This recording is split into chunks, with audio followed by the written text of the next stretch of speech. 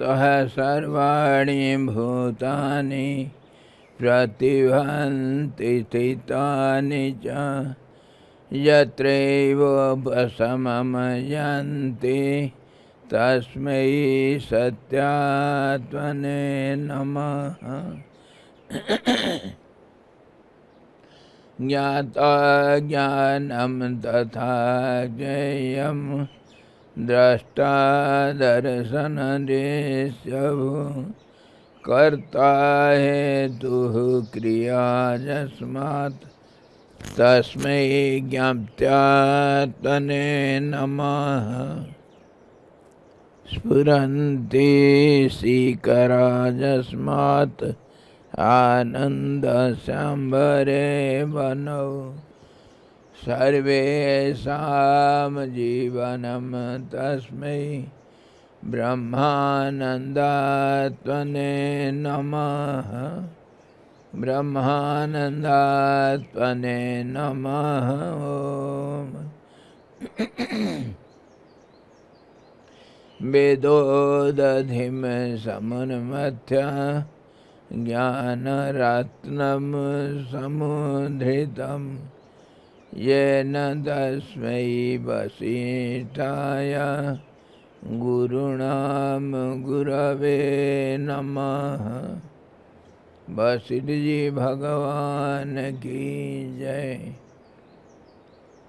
सद्गुरु भगवान की जय।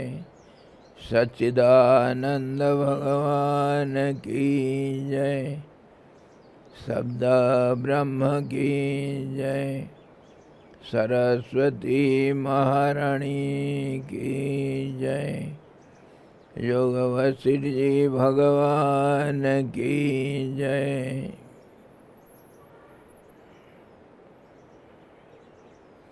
हरि ओम।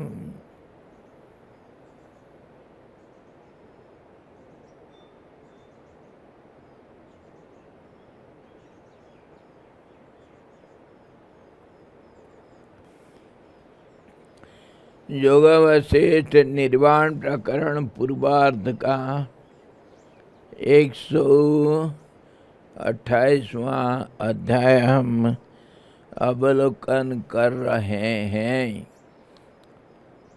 जिसमें वाल्मीकि और भरद्वाज का कथोपकथन हम देख रहे थे। राम जी का वशिष्ठ जी के उपदेश से ज्ञान प्राप्ति होने पर वह जब समाधि में चले गए, तब भरद्वाज जी शिष्य वो गुरु वाल्मीकि जी से पूछते हैं कि भगवान मुझे क्यों नहीं हो रहा है ज्ञान, मुझे बताओ। उसके बारे में भगवान वाल्मीकि जी सब उपाय बताए। धीरज रखो, तुम्हारा भी कल्याण हो जाएगा। भगवान भूत भावन महादेव शंभो शंकर भगवान का आराधना करो, और जो सत्संग इत्यादि मन को कैसे एकाग्र करना, मन को कैसे प्रत्याहार के द्वारा सब जगह से खींच करके लाए और उसको एकाग्र करके कैसे ध्यान में तुम्हारा भी काम बन जाएगा। ध्यान करो और धीरज रखो, हो जाएगा, भगवान के कृपा से हो जाएगा। ऐसा कहने पर और अनेक तरीका बताने पर उसको साथे साथ जैसे जैसे वाल्मीकि जी बोलते गए, वैसे ऐसे भरद्वाज जी चिंतन करते रहे और भरद्वाज जी का भी लक्ष्य प्राप्त हो गया था। और उस समय वाल्मीकि जी बोले भरद्वाज, राम जी का जब वह समाधि स्थित हो गए तब विश्वामित्र जी वशिष्ठ जी से बोलते हैं। विश्वामित्र जी ने कहा है, ब्रह्मपुत्र महाभाग वशिष्ठ जी, ब्रह्मा के मानस पुत्र थे वशिष्ठ जी। वो उसी से संबोधन करके विश्वामित्र जी बोले, वशिष्ठ जी आप महान हैं। पहले कहे गए शक्तिपात के द्वारा शिष्योद्धार सामर्थ्य रूप अपना गुरुत्व अपने शीघ्र ही हम लोगों को दिखला दिया। गुरु शिष्य में शक्तिपात करके वह अपना जो वक्तव्य को प्रत्यक्ष दिखा देता है। गुरु समर्थवान होता है, इसीलिए शिष्य भी समर्थवान फिर बन जाता है बाद में। ये जो शक्तिपात हम पहले भी विचार किए थे, शक्तिपात कैसे कैसे होता है, बोलो बोलो बोलो, सब में नहीं बोलो। ओम नमः शिवाय। शक्तिपात क्या हुआ था, कैसे शक्तिपात हो गया था राम जी के साथ? भगवान वशिष्ठ जी कैसे शक्तिपात किए? हाँ जी, ज्ञान से और स्पर्श से और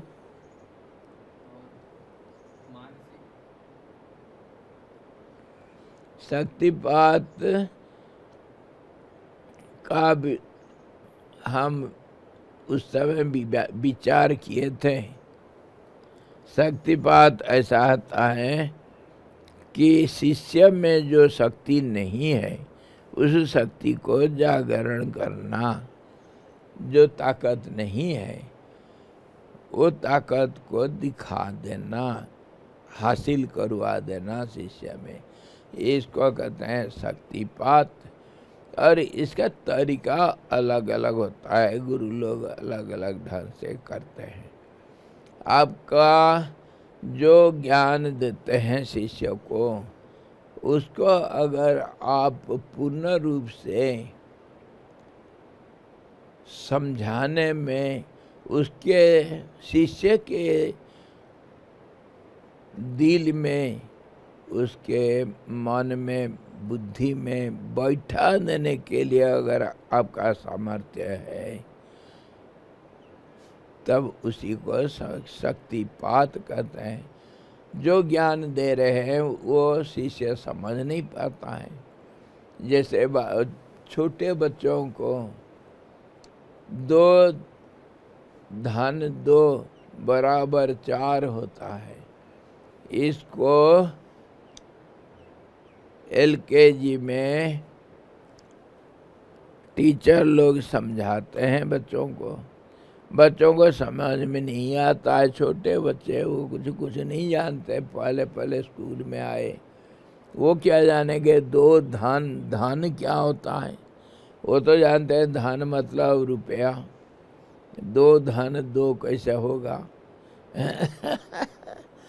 तो उनको समझाया जाता है धन मतलब जोड़ना, और 2 अंगुली दिखा करके, नहीं तो वो गोले सब होते हैं, 2 गोले 2 खिलौना कुछ 2 1 2 पहले गिनती करवाते हैं, और 1 2 ये 2 हुआ, और धन मतलब जोड़ना, इसके साथ और 2 को जोड़ दो, 2 और 2, इन दोनों को इकट्ठा कर दो और इसको फिर गिनो कितना हुआ।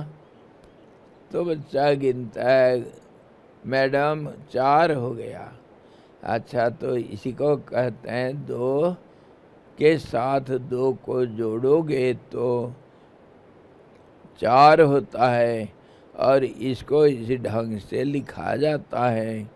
ऐसा एक एक करके छोटे छोटे चीज़ों को प्रैक्टिकल करके अथवा कोई उदाहरण दे करके जब समझाया जाता है, उसी का नाम शक्तिपात।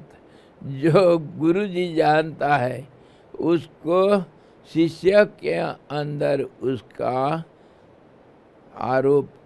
आरोपण कर देना शक्तिपात है। ज्ञान को, गुरु का ज्ञान को शिष्य में स्थापित कर देना, इसको शक्तिपात कहते हैं। और इसको कभी कभी योगी लोग अलग अलग तरीक़ा से करते हैं। उदाहरण वगैरह बहुत दिए, परंतु मन है कि मानता नहीं, तब फिर उनका मन के मतलब जहाँ मन का कार्य क्षेत्र है, शरीर के नस नाड़ियों का, प्राण का स्पंदन द्वारा मन जैसे इंद्रियों के साथ मिल करके इंद्रिय जनित वस्तु, इंद्रिय के विषय को जैसे संबंध जोड़ता है और उसके बारे में जो जानकारी प्राप्त होता है, ज्ञान अर्जन करता है, उसी में लगा हुआ रहता है, उससे निवृत्त नहीं होता है। तो गुरु लोग क्या करते हैं, वो मन का अंदर मतलब शरीर के अंदर घुस करके योग क्रिया से फिर प्राण को स्थिर करके मन को जबरदस्ती मानो वो विषयों से अलग करके एक स्थान पर एकाग्र करवा देते हैं और उसमें फिर जैसे मन का ज़्यादा आने जाने का रास्ता प्राण के साथ होता है, तो सुषुम्ना और ईड़ा पिंगला दो नाड़ियां हैं, बीच का है सुषुम्ना। ये नाड़ियों में प्रवेश करके योगी गुरु वो क्या करते हैं, मन को और प्राण को बुद्धि समझो, बुद्धि को वो अलग अलग नसों का जो केंद्र है, जिसको दार्शनिक भाषा में कहा जाता है चक्र, तो वो चक्रों में एकाग्र करवा करके धीरे धीरे सातों चक्र में मन को ले करके आखिर समस्त ज्ञान को उस मन में बैठा देते हैं, संस्कार के रूप में, इम्प्रेशन के रूप में बैठा देते हैं और फिर शिष्य को समझ में आ जाता है। इसी प्रकार ये योगी की शक्तिपात होता है। अथवा और कोई गुरु लोग उदाहरण के द्वारा और विश्लेषण करने के साथ और जैसे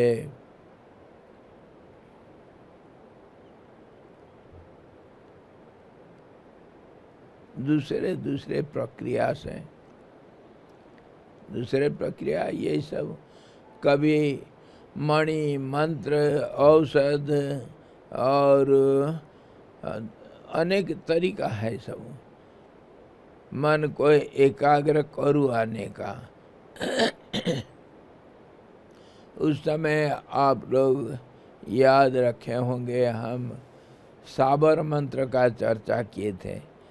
बस शंकर भगवान का मंत्र के ऊपर बात कर रहे थे। मंत्र का प्रभाव होता है अर्थ के साथ, और जब उसको बारंबार रिपीट किया जाए तो वह शक्ति का मंत्र शक्ति का जागरण होता है, बढ़ोतरी होता है। तो इसी प्रकार मंत्र, तंत्र, यंत्र, यंत्र भी हम विचार किए थे, यंत्र का कैसे प्रभाव पड़ता है, और औषध इत्यादि इत्यादि अनेक तरीका से शक्तिपात किया जा सकता है। मतलब दूसरे को शक्तिमान बनाना, जो शक्तिहीन है उसको शक्तिमान बना देना। और माँ लोग बच्चों को कैसे शक्तिपात करते हैं, खिला खिला करके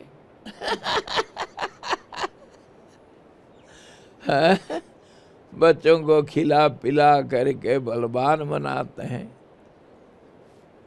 तो शक्तिपात हो जाता है। शक्तिपात करवाना मतलब शक्तिमान बनाना। जी गुरु जी।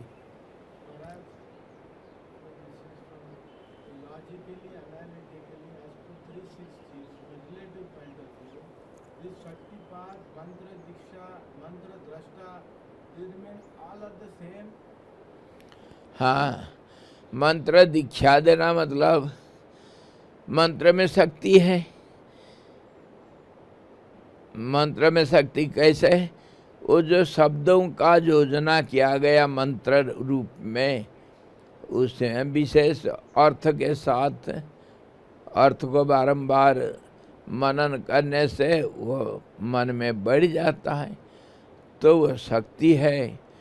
तो मंत्र दीक्षा देना मतलब जो शिष्य को कुछ मालूम नहीं है उसको ज्ञान करवा देना, ये मंत्र इसका ये शक्ति, उसको शिष्य जब बारंबार उसका उच्चारण करता है तब फिर शक्तिपात होता है। तो दीक्षा देना मतलब भी शक्तिपात है।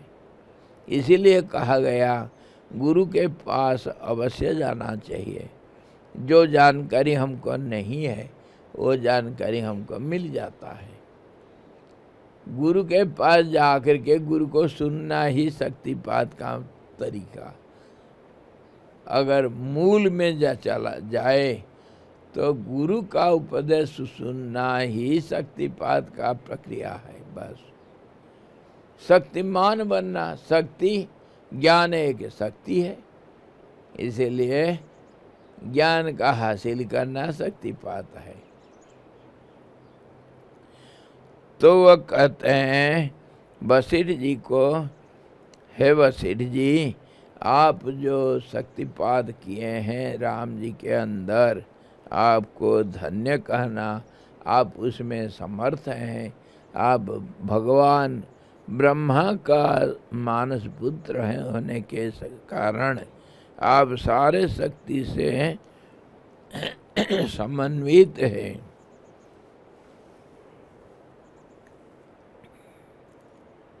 और उसको हमारे सामने आप दिखा दिए। शिक्षक हो तो कैसा होना चाहिए ये आप हमको दिखा दिए।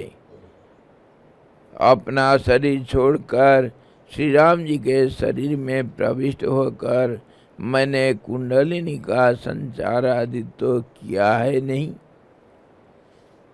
और फिर तुमने शक्तिपात की समझ कैसे लिया? इस पर कहते हैं वशिष्ठ जो सबके सामने बैठे हैं, बात चल रहा है, तो शक्तिपात जैसे कुंडलिनी शक्ति का जागरण करना, मतलब जैसे मैं अभी कहा ईड़ा पिंगला सुषुम्ना ये तीन नाड़ी, उसमें जो नाड़ियों का चक्र मूलाधार मणिपुर और क्या स्वाधिष्ठान इत्यादि इत्यादि, और आखिर आज्ञा, और उसके बाद फिर सहस्रार में जा कर के ये सब नाड़ियों का एक केंद्र होता है। तो यहाँ पर प्राण और मनों का एक शक्ति का मतलब नियंत्रण शक्ति का एक केंद्र होता है। तो इसको सजग करवाना, ये जोगी लोग करवाते हैं नस नाड़ियों का क्रियाशीलता को बढ़ा करके। इसको कुंडलिनी योग कहते हैं। तो कुंडलिनी योग का द्वारा मैं तो कुछ नहीं किया, तो आप कैसे कह दिए कि शक्तिपात किए? ऐसा अगर कहा जाए तो अपने दर्शन, स्पर्श और वाक्य प्रयोग से जो कृपा करके शिष्य के शरीर में शिव स्वरूप परमात्मा का प्रवेश उत्पन्न कर दे, वही गुरु है। अमोघ संकल्प वाले आपके सदृश महापुरुषों की कृपा दृष्टि से भी उत्तम शिष्य की कुंडलिनी के षट चक्र भेदन द्वारा ब्रह्मरंध्र में परम शिव का प्रवेश रूप तथा जीव की उपाधि के परित्याग से शुद्ध ब्रह्म का प्रवेश रूप शक्तिपात सिद्ध हो जाता है। ये भाव है। जैसे अभी हम शक्तिपात उस समय भी चर्चा किए थे, अभी भी शक्तिपात मतलब शक्ति को बढ़ोतरी देना, बस इतने ही है। शक्तिमान बनाना। शक्ति किस में है? ज्ञान में है, और शारीरिक बल में है, और इंद्रियों का बल में है। जिसका आँख बहुत तेज, वह शक्तिमान है। गिद्ध, वल्चर, गिद्ध, वो हजारों किलोमीटर तक देख सकता है। छोटा सा आँख इतनी तेज देखता है, हजारों किलोमीटर दूर कहाँ क्या पड़ा है उसको देख लेता है वो। तो वो शक्तिमान है। और ऐसे ही वैज्ञानिक लोग अपने जो शिष्य लोगों को कैसे शक्तिपात करवाते हैं, ये क्या वो माइक्रोस्कोप पकड़ा देते हैं, नहीं तो दूरबीन टेलीस्कोप पकड़ा देते हैं, शक्तिपात हो जाता है। नजर बढ़ जाता है। और प्रैक्टिकल करके उसको दिखा देते हैं। प्रैक्टिकल किया, वो जो माइक्रोस्कोप में दिखाते हैं, छोटे बड़ा हो करके दिखता है सब। जो खाली आंख में नहीं दिखता है वो माइक्रोस्कोप में दिख जाता है। वो शक्तिपात हुआ। तो शक्तिपात तो कितना हजारों तरीका से शक्तिपात होता है, और इसमें फंसना नहीं। कोई शक्तिपात करवा रहा है, चलो चलो, बिना कुछ परिश्रम किए हम ज्ञानी सिद्ध महात्मा बन जाएंगे, ऐसा कभी नहीं। ये भावना छोड़ देना। शक्तिपात करवा रहे, शक्ति का उत्थान करना ही शक्तिपात है, और क्या। आजकल तो डिग्री कोर्सेज में शक्तिपात है? शक्तिपात टीचर ट्रेनिंग कोर्स। हाँ, आजकल हमें एक स्कूल खोल देना चाहिए, ऑनलाइन स्कूल खोलेंगे। हाँ, सुहासिनी,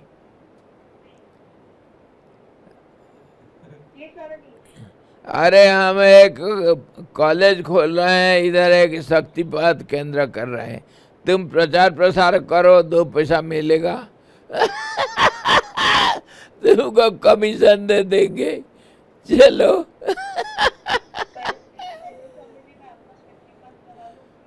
अच्छा। हाँ, शक्तिपात कोई 2 पैसा ले करके तुम्हारे अंदर कुछ इंजेक्शन लगा देगा। शक्तिपात डॉक्टर लोग करते हैं। न्यूरो हाँ जी, न्यूरोबिन इंजेक्शन लगा करके तुम्हारे अंदर शक्तिपात करवा देते हैं। शक्तिपात का अलग अलग मेथड है, इसके चक्कर में नहीं पड़ना। जो परिश्रम करेगा उसका फल मिलेगा। बिना परिश्रम से किसी को धोखा दे करके, परसुएड करके कुछ हड़प लेना, वो शक्तिपात का मेथड नहीं। इसीलिए फंसना नहीं। आएंगे सूडो गुरु सब आएंगे, जाल बिछाएंगे, दाना डालेंगे और जाल बिछाएंगे। फंसना नहीं, फंसना नहीं, फंसना नहीं, फंसना नहीं। ये शक्तिपात करवा दिया और क्या वो पहले हाँ कुंडलिनी जगा देंगे और वो क्या करेंगे, पूर्व जन्म की कहानी सब बता देंगे, सब दिखा देंगे आपको। मैं कुछ भी वीडियो दिखा दूंगा तुमको, मैं कहूँगा पूर्व जन्म में तुम ऐसा थे, तुम कैसे मना कर पाओगे? तुम तो गधे, तुमको तो कुछ मालूम नहीं, मना कैसे करोगे? मैं कुछ भी बोलूँगा तुम हाँ करना पड़ेगा। तो ऐसे जो बेवकूफ़ों का चक्कर में कभी नहीं पड़ना, अपना परिश्रम करना। परिश्रम का विकल्प नहीं, परिश्रम करके अपने जो हासिल करते हैं वही फल मीठा होता है। बिना परिश्रम से कुछ नहीं मिलता है। Labour has its own reward. परिश्रम किए बिना तो किसी को 2 पैसा दे करके ठग करके ले आना, इसमें चक्कर में नहीं पड़ना। तो वही बात अभी विश्वामित्र जी वशिष्ठ जी से कहते हैं। तो वशिष्ठ जी कहते हैं भैया मैं तो कोई षटचक्र भेदन करके ब्रह्मरंध्र में प्रवेश नहीं किया, शिव जी का स्थापना नहीं किया।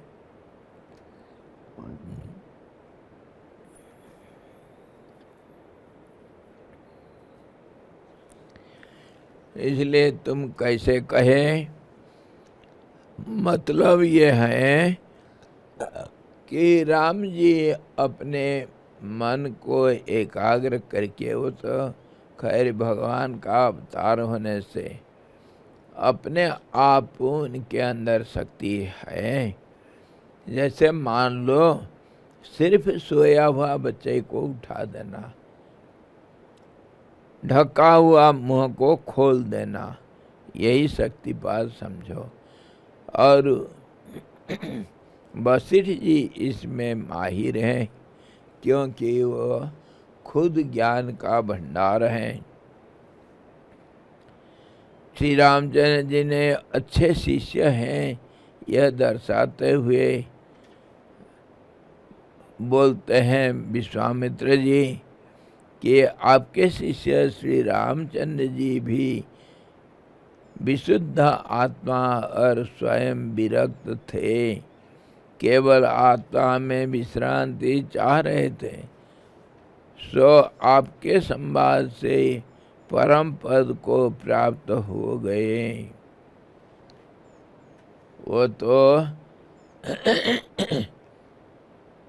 उत्तम शिष्यों में सबसे श्रेष्ठ हैं और उनके अंदर ये समझ के शक्ति है। और आप थोड़ा सा इशारा कर देने से राम जी इसमें ये ज्ञान भूमि में प्रवेश कर गए।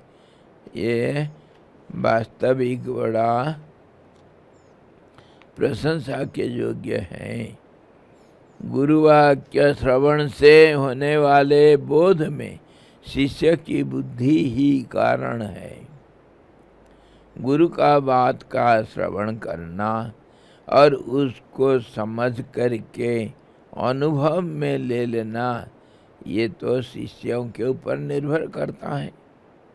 एक क्लास में 50 बच्चे बैठे हैं, कोई फर्स्ट होता है, सेकंड होता है, थर्ड होता है, कोई फेल भी तो होता है।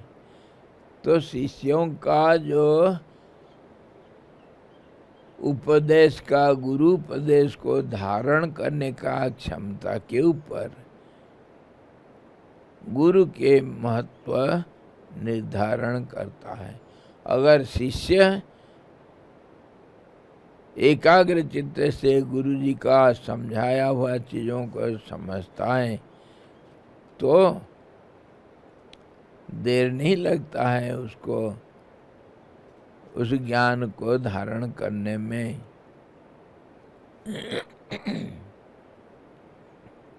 गुरु वाक्य श्रवण से होने वाले बोध में शिष्य की बुद्धि ही कारण है। शुद्ध पवित्र बुद्धि है तो उसमें छाप पड़ जाता है। जैसे मान लो सफ़ेद कपड़ा में थोड़ा सा स्याही का छिट्टा भी दिख जाता है, वो अपना जगह बना लेता है। लेकिन काला गंदा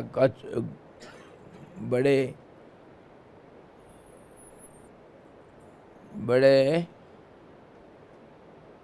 गंदा कपड़ा में आप चाहे कितने भी रंग लगा दो, वो रंग नहीं पकड़ता है। तो ऐसे ही शिष्य का बुद्धि अगर शुद्ध पवित्र है तब गुरु जो बोलता है उसको वो समझ लेता है। शिष्य के बुद्धि ही गुरु ज्ञान श्रवण में कारण है।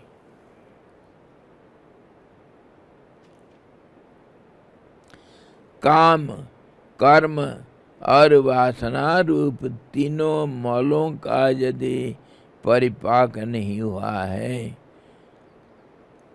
हमारे गीता में आया ना, काम, कर्म और वासना, ये तीन अविद्या का रूप है।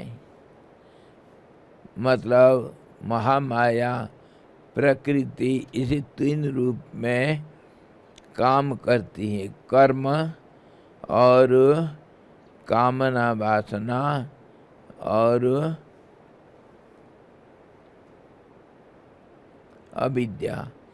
इसी प्रकार ये तीनों द्वारा ये तीनों को मल बोला गया, मैला है ये।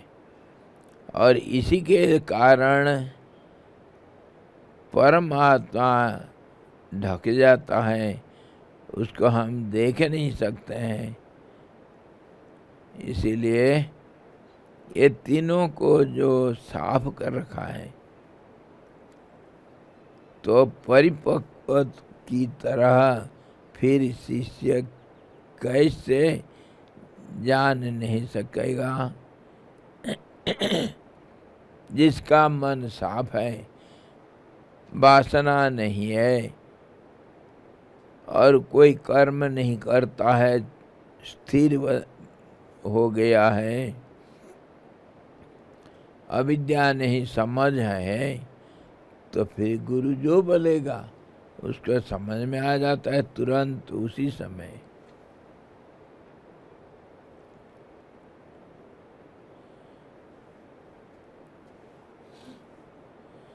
अच्छे बुद्धिमान शिष्यों को शिष्यों की उपस्थिति में शास्त्र सफल हुआ अवश्य देखा गया है।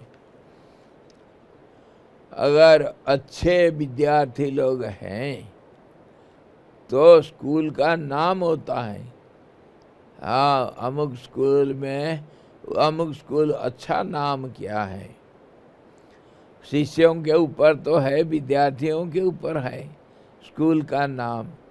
तो ऐसे विद्यार्थियों के ऊपर शास्त्र का भी नाम होता है।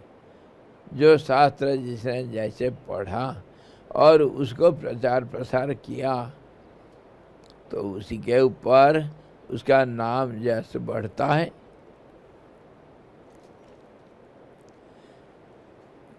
संतोषी माता कैसे प्रचार प्रसार हुआ? पहले कुछ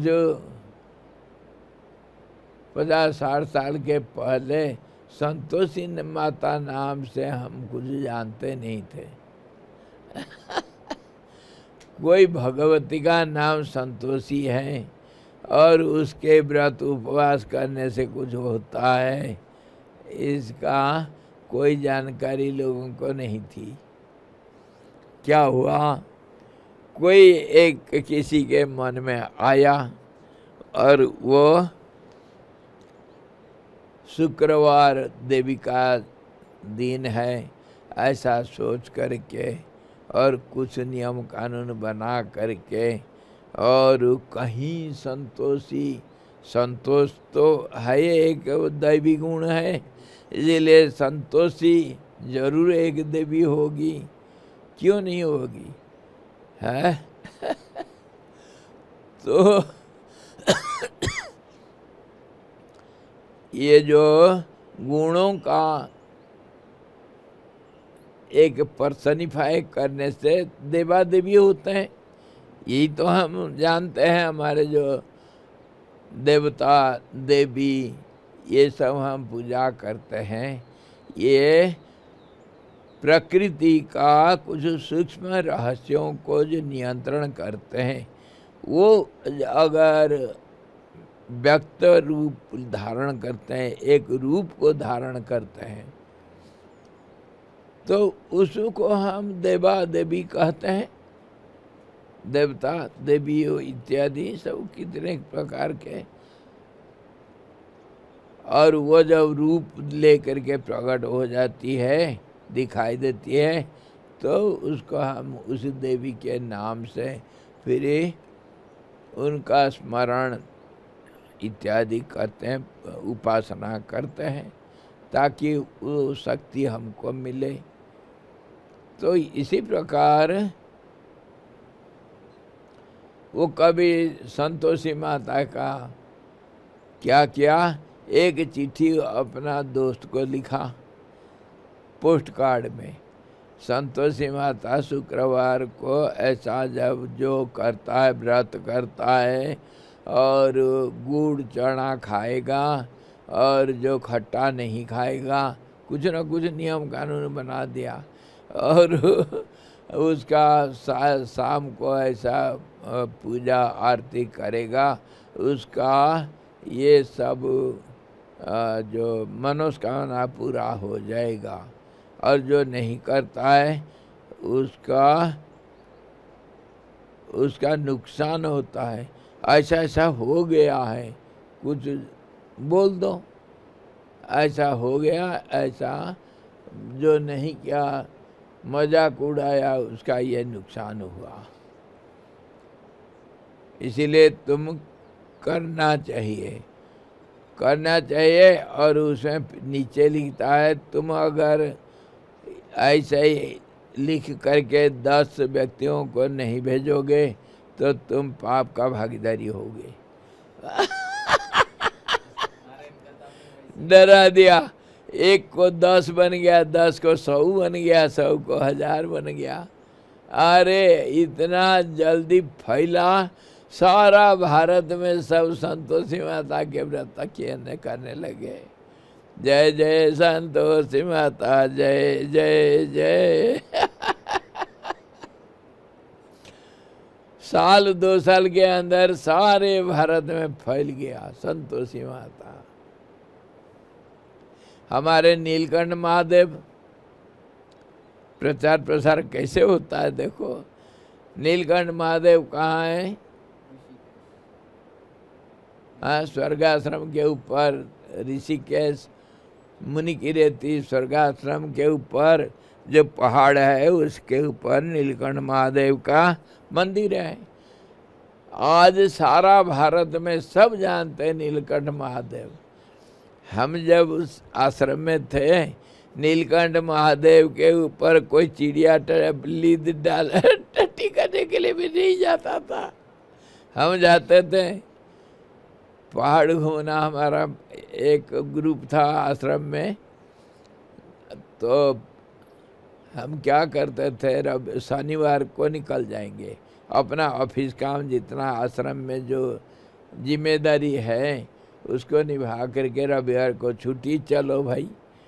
कुछ बिस्किट विस्किट सब जेब में डाल दिए और पहाड़, कहीं किसी पहाड़ के ऊपर गांव सब है, और कहीं चलो आज उस पहाड़ में जाएंगे, आज वहाँ जाएंगे।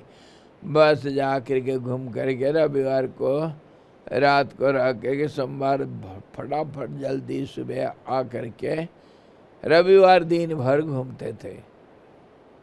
कहीं पहाड़, कहीं जंगल, कहीं गुफा और बैठ के कहीं ध्यान करना, कहीं गप्पा मारना, चर्चा करना, ये सब हमारा मन मौजी था। हम 2-4 साधक लोग इकट्ठे होकर के चले जाते थे। तो जाते थे उधर एक छोटा सा झरना और उसके पास 2-4 आम का पेड़ और 5-6 फुट ऊंचा एक छोटी सी मंदिर, उसमें एक छोटा सा शिवलिंग कोई स्थापना की है कभी, और नाम रख दिए नीलकंठ महादेव। उधर एक कोई महात्मा रहता था, वही बनाया होगा, और फिर नीलकंठ महादेव नाम रखा। कोई गांव वाले आते हैं सोमवार को, सोमवार उधर पूजा पाठ करते हैं, थोड़ा आटा चावल दे जाते हैं, बस उतना ही था। यहाँ मैं क्या किया, इधर ये जो झरना है, झरना पहले इधर, ये झरना बड़ा, मतलब झरना का पानी ठंडा नहीं होता है, शीतकाल में स्नान करने में बड़ा मज़ा आता है। तो यहाँ एक कुंड, 2 कुंड था, एक कुंड तो अभी है, और दूसरा कुंड में लोग, गांव के लोग, कोई महात्मा लोग, इधर महात्मा लोग रहते थे, वो कपड़ा उपड़ा धोना, उधर ही बैठ कर स्नान उन करना, वो सब क्या करते थे। तो जब स्नान करेंगे शिव जी को जल चढ़ाना, ये महात्माओं का एक आदत है। तो गंगा जी तो नज़दीक हैं, जा करके गंगा जल ले आए, नहीं तो उसी झरना का जल 1 लोटा, वहाँ वो जो कुंड बनाए थे, टूटा फूटा कुंड बना दिए थे पत्थर उथर लगा करके, उसके ऊपर एक दूसरा पत्थर रख दिए, पत्थर रख दिए तो उनको जल चढ़ाना। ये तो हमारे सारा भारत में है, कहीं रेत का शिवलिंग बना लो, कोई देवा देवी बना लो रेत में, अथवा सुपारी रख दो, उसको देवा देवी कुछ भी नाम रख करके उनको पूजा करते हैं। हम गोबर का गणेश बना देते हैं, कुछ भी कहीं भी कर लो, मिट्टी का पार्थिव शिवलिंग बना लेते हैं।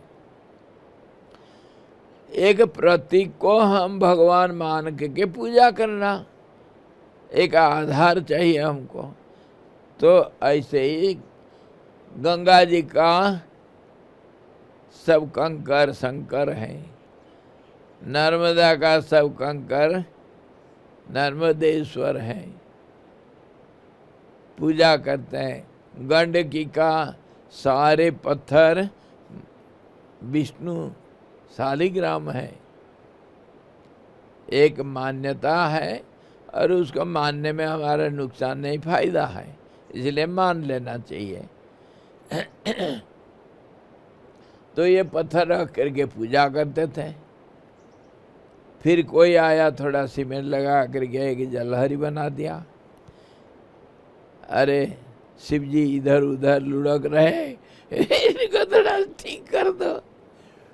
फिर कोई और आया, थोड़ा वो कुंड को अच्छा बना दिया। मैं जब आया तो वो शिव जी ऐसे ही थे। तो उसके बाद क्या हुआ, सन 78 में बाढ़ आया गंगा जी में। बाढ़ आया तो इधर तोड़ फोड़ क्या क्या हुआ। मेरा तो मकान ही बह गया था। कितने लोगों के मकान खेती सब बह गया, गंगा किनारे जो बैठे थे। तो इधर क्या हुआ, गंगा जी खड्डे में भी चली गई, कहीं ऊपर आ गई। ये सब उथल पुथल हुआ 78 में। तो बाद में मैं आया, मेरे को इधर थोड़ा जगह मिल गया था सरकार की तरफ से। मैं जाता था कुंड में स्नान करने के लिए। अरे वो रेत भर गया था इधर सब, और रेत के अंदर से वो पानी झरना आ रहा था। तो उस रेत साफ करके फिर कुंड बना दिए।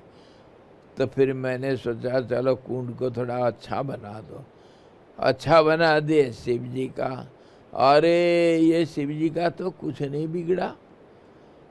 तो मेरे दिल में आया ये गंगाधर बन गए, गंगा जी को धारण कर लिए, दुनिया तोड़ फोड़ हो गया, लेकिन शिव जी का कुछ नहीं बिगड़ा। जैसे को ऐसा बैठे हैं शिव जी, गंगा जी को धारण कर लिए, भयंकर रूप से जो गंगा आया था। तो गंगाधर नाम करके फिर मैं एक छोटा सा मंदिर बना दिया। उसको फिर अपने आप में सीमेंट का बड़ा डिजाइन बना करके महीना 2 महीना लगा करके सुंदर एक मंदिर बना दिया। उसके ऊपर बना दिया तो शिव जी जैसे के तैसे। फिर उनमें जलहरी वगैरह बना दिया। अरे फिर क्या हुआ, भूकंप आया, वो मंदिर में क्रैक वगैरह आ गया। फिर आज ये मंदिर, बड़ा मंदिर दूसरे स्वामी जी बना दिए, प्रभुधान जी। वो छोटा मंदिर मेरा जो बनाया हुआ था उस तोड़ दिए, क्रैक वगैरह आ गया था। तो उसके ऊपर ये मंदिर बना दिए। और जो पहला मंदिर बना था उसको बाद में प्रतिष्ठा करवाए, शिव महापुराण करवाए, बड़ा भारी उत्सव मनाए। बहुत सारे देवा देवी सब गांव का ग्राम देवता आए, पंडित लोग बड़े सुंदर सब क्रिया कर्म किए। ये जो शिव पुराण के 11 रोज का और कथा हुआ, हजारों लोग आए सब। फिर मंदिर का प्रतिष्ठा हो गया। तो आज देखो गंगाधर महादेव बड़े प्रसिद्ध हैं, बड़े प्रसिद्ध हो गए। ऐसे ही वो नीलकंठ महादेव भी, ऐसे ही संतोषी माता। ये सब हम क्यों चर्चा करते हैं? अरे जो एक ने माना और उसको 50 ने मान लिया तो बन गया। ऐसे ही तो दुनिया बना है, और सारे देवा देवी सब कुछ ऐसे ही बने हैं। इसका मतलब मैं ये नहीं कह रहा हूँ कि देवा देवी नहीं है और दुनिया नहीं, दुनिया नहीं, देवा देवी नहीं, किसी को मानना नहीं, ऐसा कहना मतलब नास्तिकपना। इसके विपरीत हर व्यक्ति में, हर देवा देवी में, हर बातों में भगवान का व्यक्त रूप है, इसको मानना चाहिए। परमात्मा हर चीज में विद्यमान है, पेड़ लता से लेकर के। तो संतोषी माता जी में क्यों नहीं, गंगाधर महादेव में क्यों नहीं, और जो नीलकंठ महादेव क्यों नहीं, सब में है। जहाँ विश्वास कर लिया। और इसका असली रहस्य क्या है? वो भगवान तो तुम्हारे मन में है। मन एकाग्र हो गया, जहाँ एकाग्र हो गया वहाँ दुनिया नहीं, परमात्मा का निवास वहीं है। इसीलिए चाहे गंगाधर बोलो, चाहे नीलकंठ बोलो, चाहे संतोषी माता बोलो, चाहे ऐणा माता भी तो ऐसे ही हुआ। सब जगह पर ऐसे ही तीर्थ सब ऐसे ही होते हैं। कोई एक विशेष व्यक्ति आता है, जैसे राम जी जहाँ जहाँ गए वहाँ सब तीर्थ बन गया। वशिष्ठ जहाँ जहाँ रहे वहाँ पर उनके नाम से कितना तीर्थ बन गया। ऐसे ही सब जगह पर होता है। और इसको मना नहीं करना चाहिए, समझना चाहिए। चीज को समझ करके स्वीकार करो, समझ करके स्वीकार करना।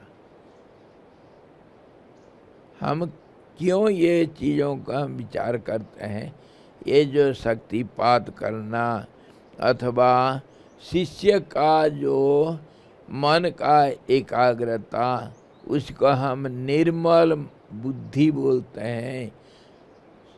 सात्विक, निर्मल, शुद्ध, पवित्र बुद्धि मानते हैं।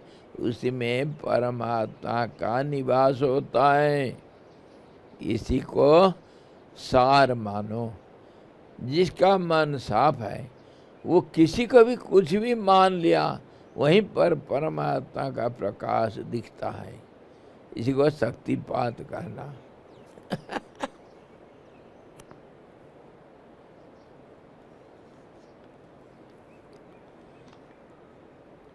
गुरुवाक्य श्रवण से होने वाले बोध में शिष्य की बुद्धि ही कारण है।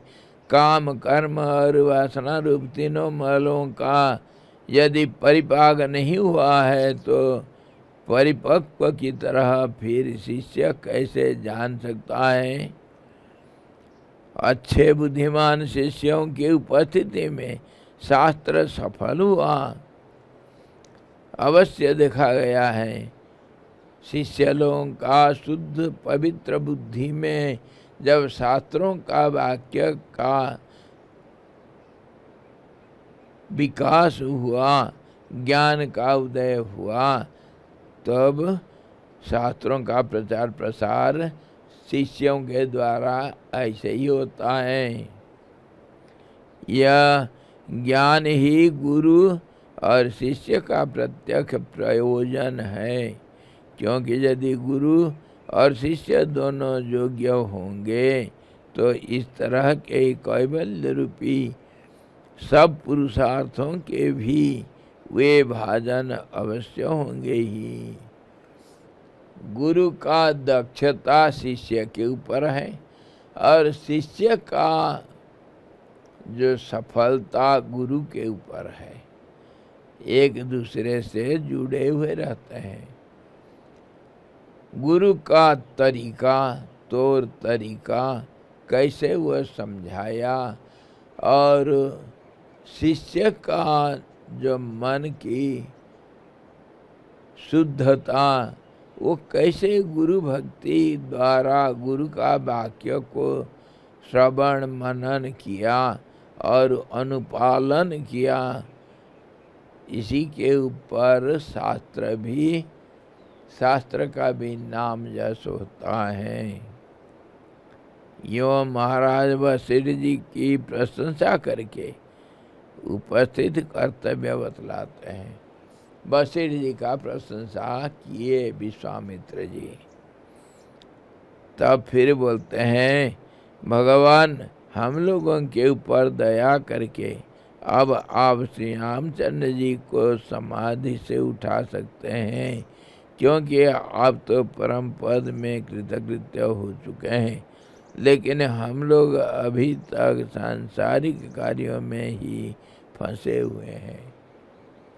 कैसे फंसे हुए हैं? विश्वामित्र जी बोलते हैं, विश्वामित्र आए थे दशरथ के पास कि राम और लक्ष्मण को हम ले जाएंगे। ये लोग क्या करेंगे? विश्वामित्र जी बड़े कर्मकांडी थे, बहुत यज्ञ किए हैं और उनका निर्मल पवित्र बुद्धि में मंत्रों का वास था, तभी तो वो गायत्री का मंत्र का उद्भावन किए थे।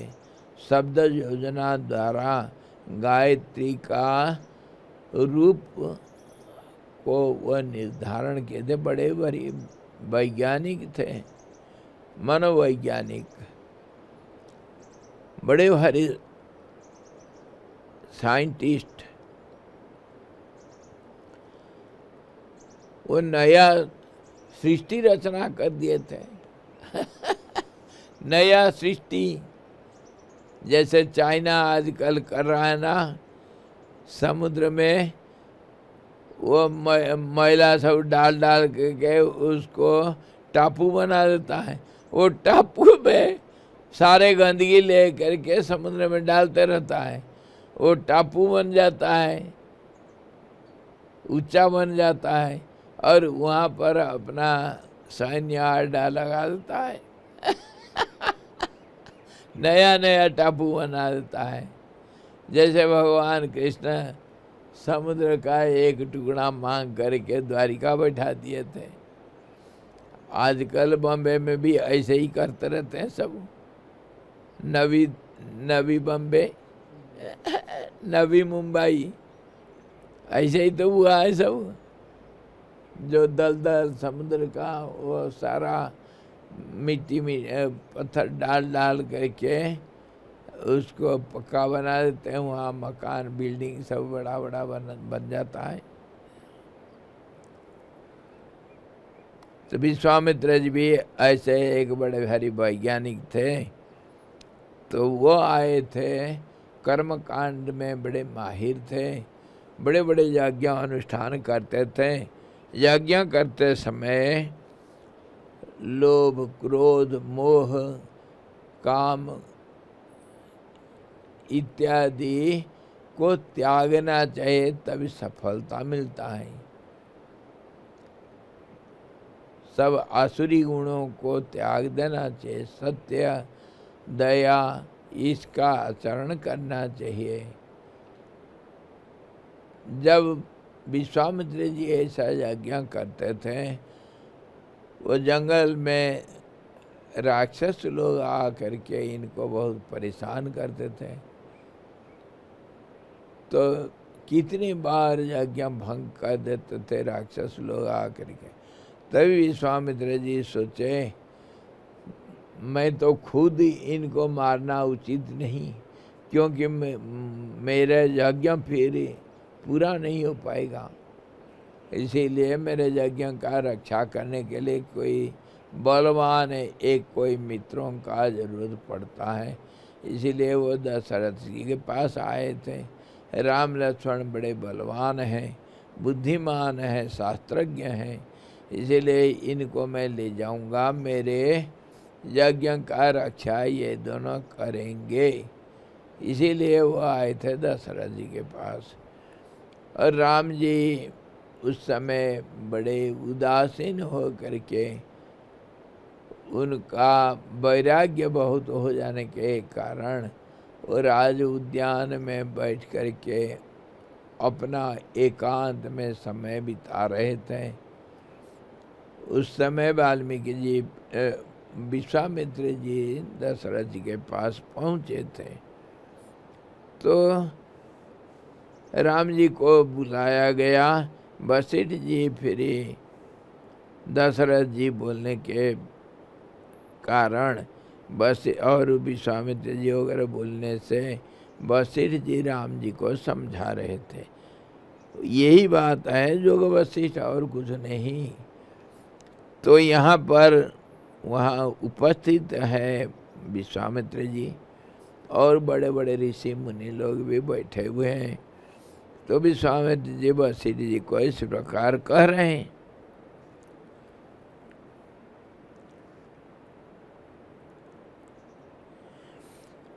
विश्वामित्र जी बोले, भगवान हम लोगों के ऊपर दया करके आप श्री रामचंद्र जी को समाधि से उठा सकते हैं अभी, क्योंकि आप तो परम पद में कृतकृत्य हो चुके हैं, लेकिन हम लोग अभी तक सांसारिक कार्यों में ही फंसे हुए हैं।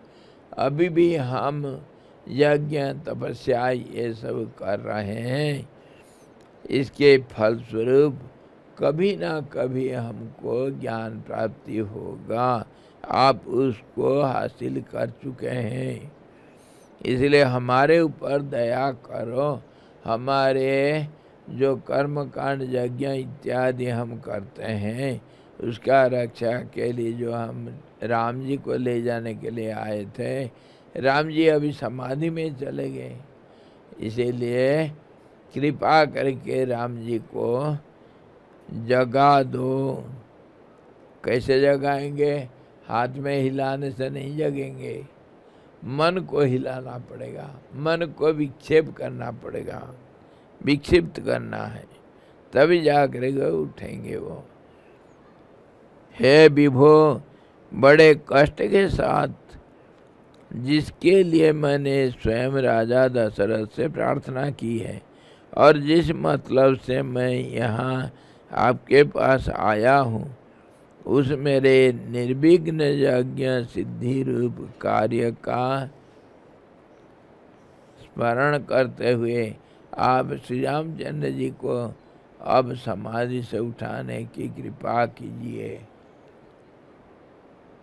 मैं आया था राम जी को ले जाने के लिए, राम जी अभी समाधि में चले गए, इसीलिए आप कृपा करके राम जी को समाधि से जगाओ।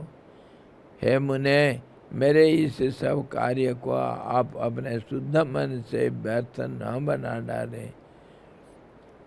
किंच श्री रामचंद्र जी के समाधि से उठने पर अन्य भी अवतार के प्रयोजन जो देवताओं के कार्य है उनका भी हम लोग संपादन कर लेंगे। खाली इतना नहीं, राम जी अगर उठ जाएंगे तो मेरा काम तो बन जाएगा, देवताओं का भी काम बन जाएगा।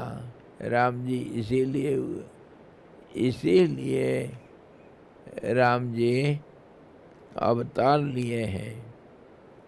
आप थोड़ा कृपा करके बता दो ना, राम जी को उठा दो ना।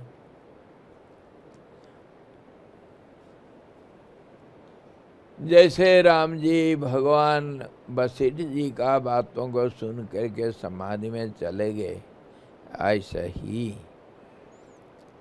जब भगीरथ तपस्या कर रहा था, गंगा जी खुश हुई तो बोली मैं आऊँगी तो मेरा बेग को मैं स्वर्ग से आऊँगी इतना तेजी से, तो वह स्वर्ग से आने से मेरे बेग को धारण करने वाला कौन होगा, नहीं तो मैं पाताल में चली जाऊंगी। मान लो यही कह रही थी कि ऊपर से पानी गिराने से खड्डा हो जाता है, नहीं होता है जब 10 मंजिला बिल्डिंग के ऊपर से पानी गिरता है नीचे, कितना खड्डा हो जाता है। इसलिए आउटलेट वो पाइप लगा कर सब बनाते हैं। तो ऐसे ही स्वर्ग से गंगा जी उतरना, तो इसको अगर नहीं विश्वास करते हो आप लोग, तो कम से कम हिमालय के चोटी से समतल भूमि में आना, इसको तो मान लो। इतना वेग से पहाड़ी नदी बड़ा तेज से चलता है, क्यों?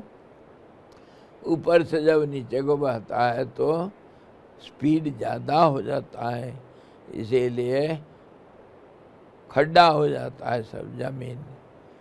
तो उसी को गंगा जी कहती, मैं स्वर्ग से जब मर्त में उतरूंगी तो मेरे बेग को धारण कौन करेगा?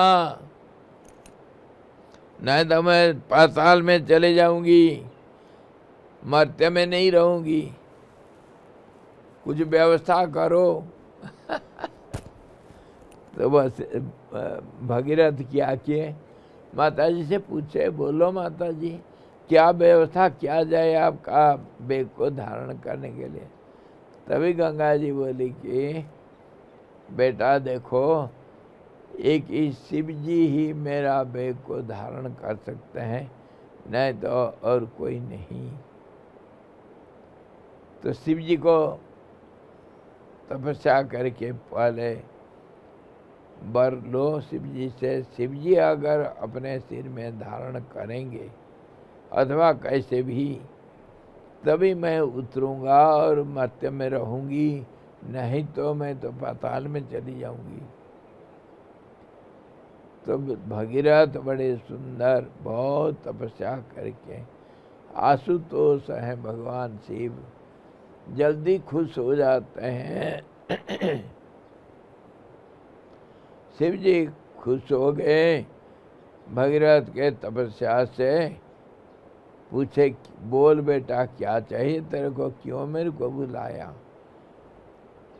तब भगीरथ बोले, अपना मंतव्य बोले।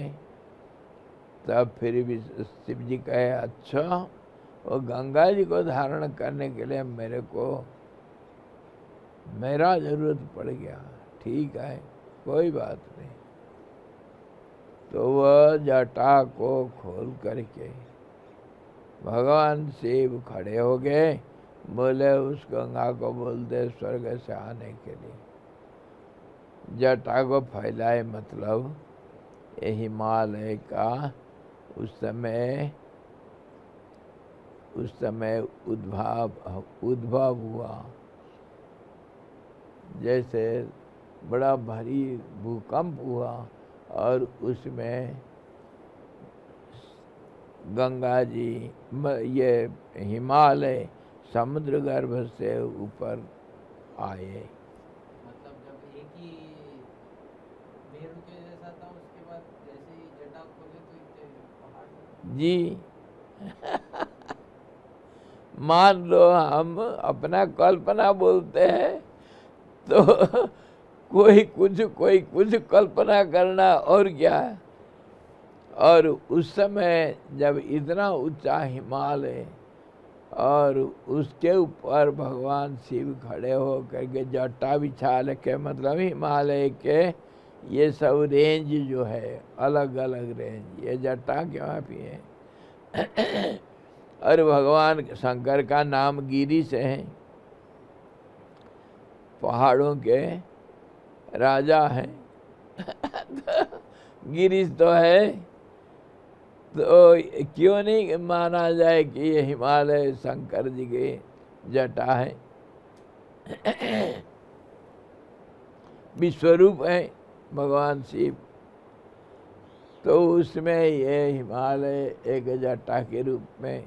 और तो फिर भगवान गंगा जी बही, गंगा जी आई, आकाश से गिरी। आकाश से गिरने के बाद कैसे गिरी, हमारे तरीका से, ऐसा तो गंगा अवतरण है। अब कभी मौका होगा। हो गया सर, हैं? हो गया ना क्या? गंगा अवतरण का। नहीं गंगा अवतरण अभी नहीं कर पाएंगे, 2 मिनट है। गंगा अवतरण अलग। मेरा कहने का मतलब, गंगा अवतरण के समय पर शंकर भगवान के सिर में जब गंगा उतरी, तब शंकर भगवान को ठंडा लगा। गंगा अवतरण लाना कल करेंगे। बड़ा मजा आता है, गंगा कैसे नीचे आती है, कहाँ स्वर्ग में कैसे आए। हम अभी के लिए मान लेंगे गंगा जी स्वर्ग, मतलब आकाश में वो जल कण के रूप में रहा, बारिश हुई, बर्फ पड़ गया तो हिमालय सब बर्फ में पट गया ना। अब जल तभी तो बनेगा, अभी तो बर्फ चारों तरफ है। हिमयुग था। अब शंकर भगवान के जटा में गंगा समा गई। जैसे राम जी समाधि में चले गए, विश्वामित्र का क्या होगा? विश्वामित्र जिस काम के लिए आए थे नहीं बना। भगीरथ जिस काम के लिए गए थे, शिव जी को संतोष किए थे, पटाए थे सब शिव जी, गंगा जी को धारण कर लो। तो शिव जी को तो मजा आ गया, अरे ठंडा ठंडा लग रहा है, चलो समाधि फिर लग गया, फिर समाधि लग गया। तब गंगा जी वहाँ जटा के अंदर बड़ा मजा से घूम रही, उसको भी मजा आ गया। अरे वाह! तो इसका मतलब हिमालय के चोटियों में अनेक धारा बन करके धीरे धीरे वो बर्फ गल करके जब छोटे छोटे हृद बन गए, झील बन गए, वहीं समा गए गंगा जी। अब फिर बाहर निकली नहीं। तब फिर इंजीनियर साहब हमारे भगीरथ वो खोद खाद करके इधर उधर करके फिर गंगा जी को सारे धाराओं को इकट्ठा करके फिर एक मुख्य धारा बना करके गंगा जी को ले चले। अरे पानी जो जमा हो गया था वो झीलों में उसको सब जैसे बच्चे लोग खेलते हैं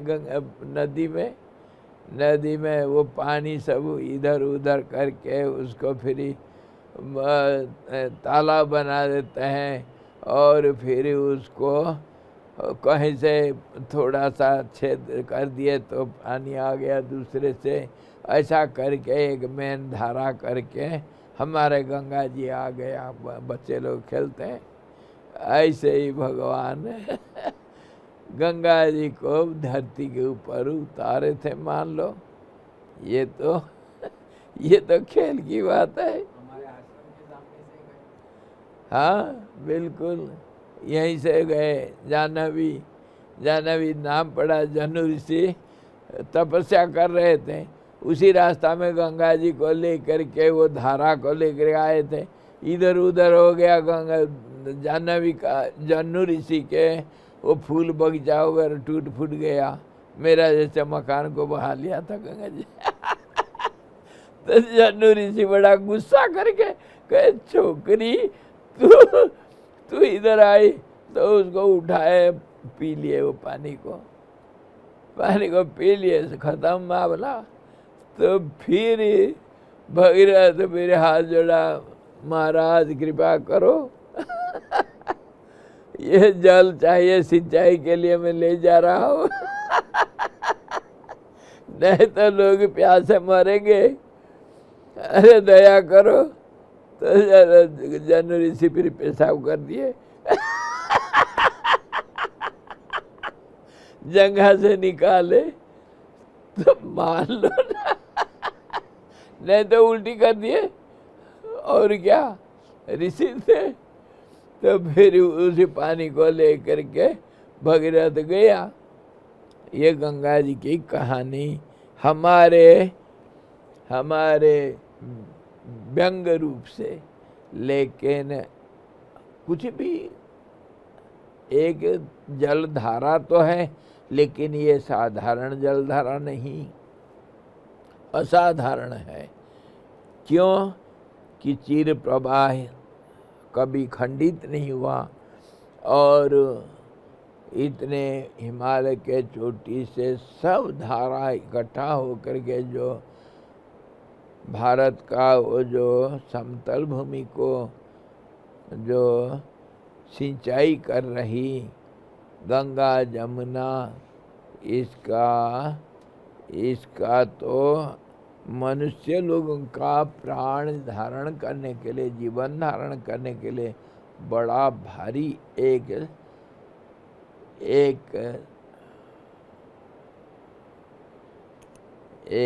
आश्रय है। इसलिए गंगा जी को हम देवी मानते हैं और जीवन का आधार है। कहने का मतलब ये था कि जैसे गंगा जी समा गई थी शिव जी के जटा में, शिव जी को समाधि लग गया था, ऐसे ही और भगीरथ का काम बिगड़ गया था, ऐसा विश्वामित्र का काम बिगड़ गया। वशिष्ठ जी का बातें सुन कर मीठे मीठे बर्फ जैसे ठंडा ठंडा बात सुन करके राम जी को समाधि लग गया। अब क्या होगा वैसे विश्वामित्र का? विश्वामित्र जी को चिंता पड़ गया, भगवान वशिष्ठ अब राम जी को जगाओ, नहीं तो मेरा काम बिगड़ जाएगा।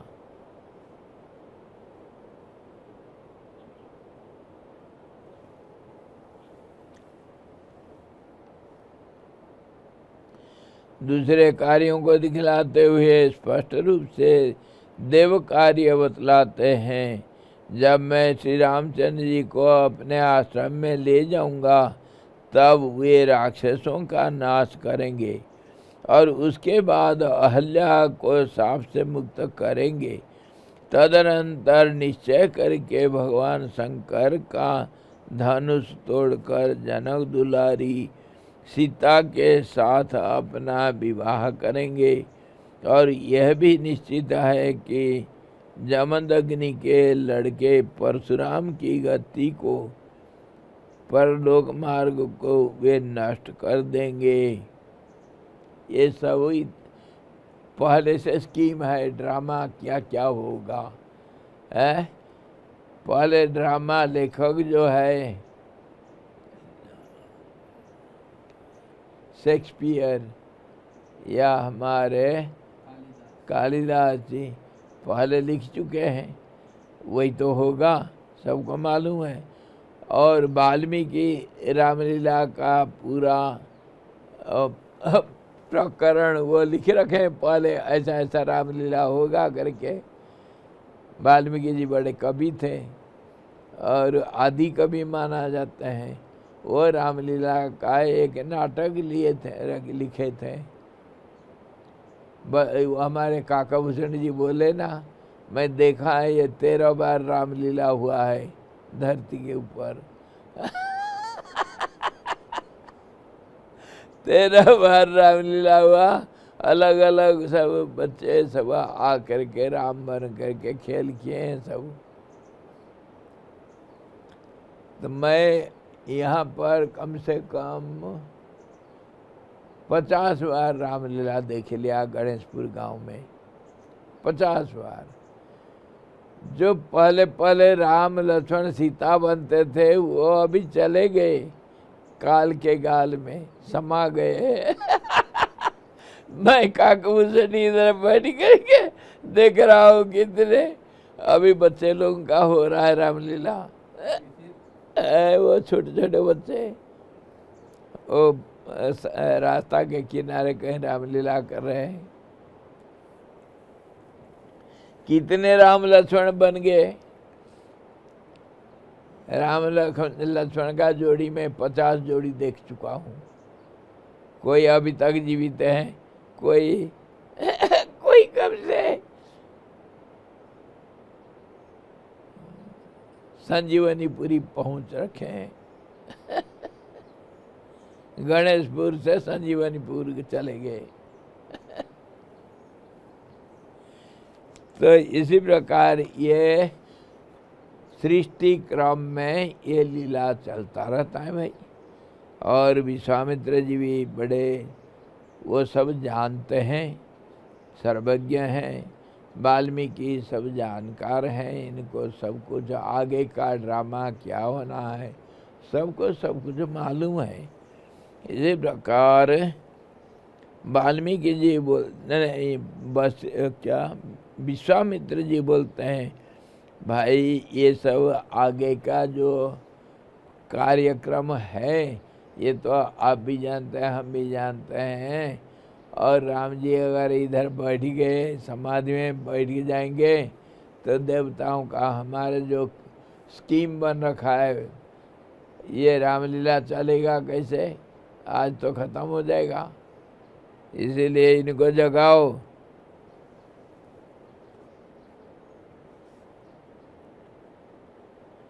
इसी संसार में पिता पितामह के राज्य को छोड़ छाड़ कर वनवास के बहाने जंगल में पहुंच करके जीवन मुक्त होने के कारण ही अभय और निष्प्रिय होते हुए श्री रामचंद्र जी दंडकारण्य के निवासी मुनियों, अनेक तीर्थों तथा अन्य अन्य प्राणियों का राक्षसों का वध करके भय से उद्धार करेंगे।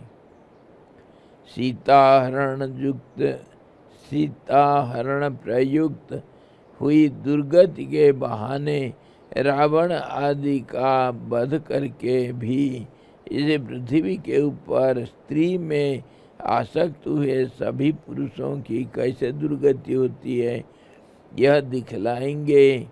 और तदनंतर श्री रामचंद्र जी इंद्र के वरदान द्वारा युद्ध में मरे गए वानर रिक्शा आदि पुनः कैसे जी उठे, यह भी दिखलाएंगे। ये सारा लीला चलेगा आगे जा करके। इसीलिए अभी राम जी अगर समाधि में चले जाएंगे तो रामलीला ठप।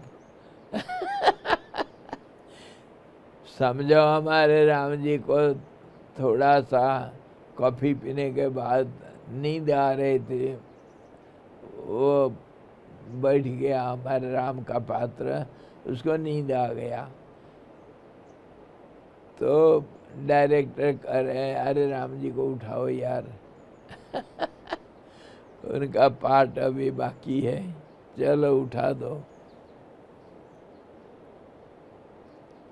ये सब आगे के रामलीला बाकी है, अभी इसके लिए उठाओ इनको।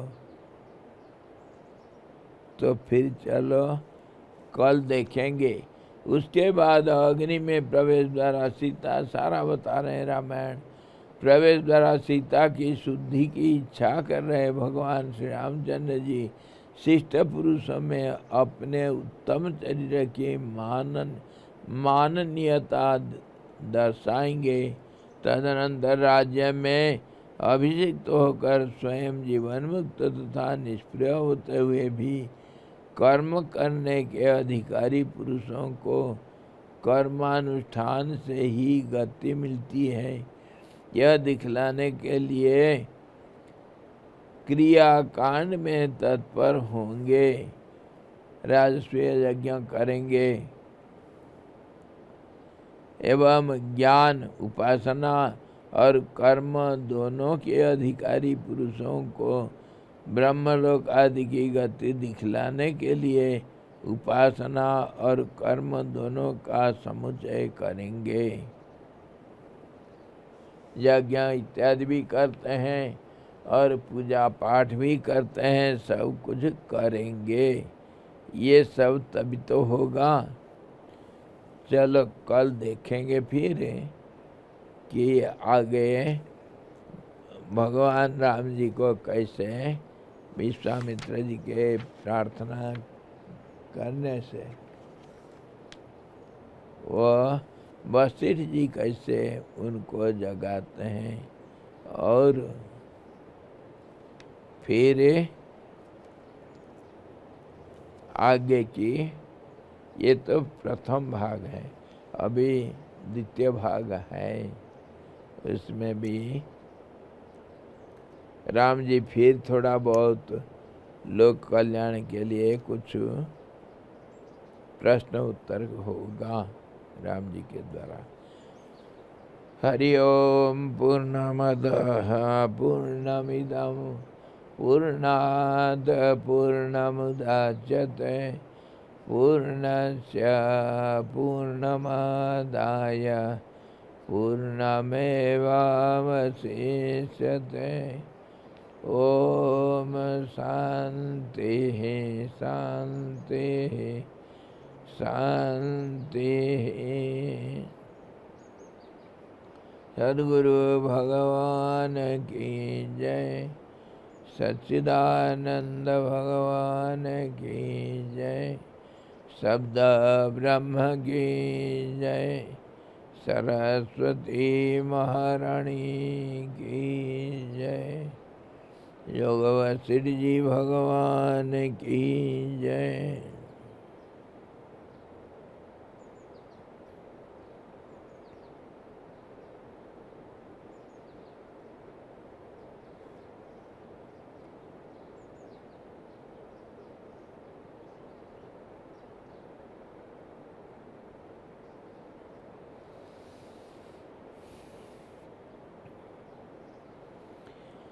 हरि ओम।